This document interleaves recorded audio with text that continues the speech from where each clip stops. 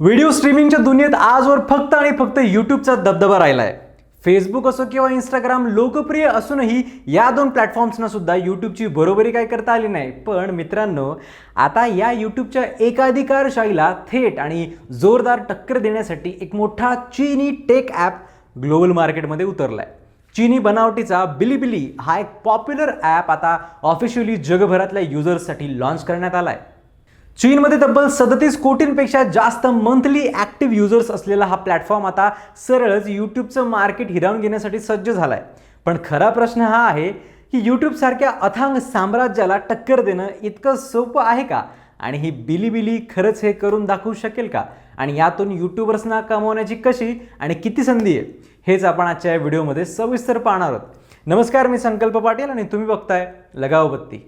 सगळ्यात आधी बिलिबिली ही नक्की काय भानगड आहे आणि त्याची खरी ताकद काय आहे हे समजून घेऊयात. 2009 मध्ये शांघायमधून सुरू झालेला हा प्लॅटफॉर्म फक्त व्हिडिओ स्ट्रीमिंगची जागा नाहीये.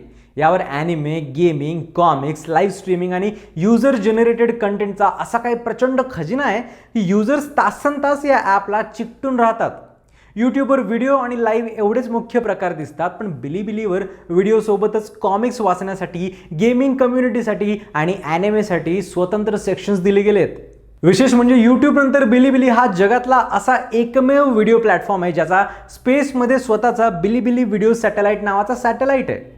या प्लॅटफॉर्ममध्ये सोनी सारख्या जागतिक दिग्गज कंपनीची 5% जास्तची भागीदारी आहे आणि त्याची मूळ कंपनी हाँगकाँग तसंच अमेरिकेच्या नॅसडॅक शेअर बाजारात लिस्टेड सुद्धा आहे. आता बिलिबिलीने आपला आंतरराष्ट्रीय ॲप अँड्रॉइडवर लॉन्च केला असून लवकरच तो आयफोन युजर्ससाठी iOSवर सुद्धा येतोय. सर्वात महत्त्वाची गोष्ट म्हणजे इंटरनॅशनल युजर्ससाठी त्यांनी कोणतेही पासपोर्ट किंवा ID व्हेरिफिकेशनची अट ठेवलेली नाहीये. इंग्रजी, जॅपनीज, थाई, व्हिएतनामी आणि अरबी अशा अनेक भाषांमध्ये हा ॲप उपलब्ध करून देण्यात आला असून मिस्टर बीस्ट सारख्या जगातल्या सर्वात मोठ्या यूट्यूबर्सना त्यांनी आपल्या प्लॅटफॉर्मवर आणायला सुरुवात सुद्धा केली आहे. युजर्सच्या अनुभवाबद्दल बोलायचं तर यात लॉग इन न करता व्हिडिओ पाहणं, स्क्रीनवरूनच कमेंट्स उडणाऱ्या बुलेट कमेंट्सचा अनोखा रिअल टाईम अनुभव आणि फारच स्वस्त रेटमध्ये 4K स्ट्रीमिंग मिळतं. यूट्यूबवर जिथे 4K किंवा काही खास फीचरसाठी जास्त पैसे मोजावे लागतात, प्रीमियम घ्यावं लागतं किंवा मग खूप साऱ्या ॲड्स तरी सहन कराव्या लागतात, तिथे बिलिबिली फार कमी दरात प्रीमियम फीचर्स देत आहे. या सगळ्या गोष्टी सुरुवातीला इंटरनॅशनल युजर्सना आकर्षित करण्यासाठी नक्कीच प्रभावी ठरतील. पण आता येऊयात मुख्य आणि सर्वात महत्त्वाच्या मुद्द्यावर. यूट्यूबला टक्कर देणं बिलिबिलीला खरंच शक्य आहे का? तर याचं थेट उत्तर द्यायचं झालं तर हा रस्ता फारच खडतर आणि जवळजवळ अशक्यप्राय आव्हानांनी भरलेला आहे. यूट्यूबला त्याच्या सिंहासनावरून हलवणं ही काही सोपी गोष्ट नाही आहे. पहिली आणि सर्वात मोठी गोष्ट म्हणजे यूट्यूबचा अथांग युजर बेस आणि लोकांची सवय. आज जगातल्या अब्जावधी लोकांच्या दैनंदिन आयुष्यात यूट्यूब इतकं भिनलं आहे की नवीन गाणं ऐकण्यापासून ते एखादी नवी गोष्ट शिकण्यापर्यंत लोक लगेच यूट्यूब उघडतात. लोकांची ही वर्षानुवर्षांची सवय एका रात्रीत बदलणं आणि त्याला दुसऱ्या नव्या प्लॅटफॉर्मवर पूर्णपणे शिफ्ट करणं हे कोणत्याही ॲपसाठी खूप कठीण काम आहे. यूट्यूबची सुरुवात 2006 साली झाली होती, म्हणजे यूट्यूबला आता 20 वर्ष होत आहेत. जगभरातल्या लोकांच्या 20 वर्षांपासूनच्या सवयी बदलणं म्हणजे एक प्रकारे अशक्यप्राय आव्हान आहे. दुसरं आणि सर्वात गंभीर आव्हान म्हणजे चीनी ॲप्सबाबत जगभरात असलेली डेटा प्रायव्हसी, सुरक्षा आणि सेन्सॉरशिपची भीती. बिलिबिली हा चीनी ॲप असल्यामुळे त्यावर चीनी सरकारचे कडक नियम, देखरेख आणि मॉडरेशन असणार आहेत हे उघड आहे. याआधी टिकटॉकला अमेरिका, युरोप आणि भारतासारख्या देशांमध्ये ज्या डेटा सुरक्षेच्या, हेरगिरीच्या आणि राजकीय तणावाच्या कारणांमुळे कायदेशीर कारवाई, कठोर तपास आणि बंदीला सामोरं जावं लागलं, तोच धोका बिलिबिलीच्या डोक्यावर नेहमी टांगती तलवार बनून राहील. वेस्टर्न कंट्रीज असं सहजासहजी एका चीनी ॲपला आपल्या देशातल्या युजर्सचा डेटा गोळा करू देणार नाहीत. भारताचा विचार केला तर सध्या हा ॲप प्ले स्टोअरवर उपलब्धही नाही आहे, कारण चीनी ॲप्सबाबत भारत सरकारची भूमिका अत्यंत कडक आहे.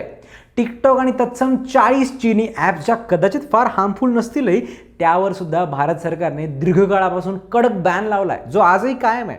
शिवाय चीनी सरकार त्यांच्या देशात प्रत्येक गोष्टीवर कंट्रोल ठेवण्याचा किती अतिरेक करते हे सगळ्यांना माहिती असल्यामुळे लोकांना पटकन ही ॲप वापरण्यासाठी कन्वे करणं महाकठीण कार्य असणार आहे. तिसरा सर्वात महत्त्वाचा मुद्दा म्हणजे कंटेंट क्रिएटर्स आणि त्यांची कमाई.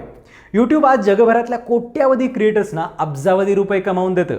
त्यांची मॉनेटायझेशन इकोसिस्टीम जगातली सर्वात मजबूत आणि विश्वासार्ह सिस्टीम मानली जाते. कोणताही क्रिएटर जिथे त्याला उत्तम कमाई, जास्त व्ह्यूज आणि भविष्याची सुरक्षा मिळते तिथेच टिकून राहतो.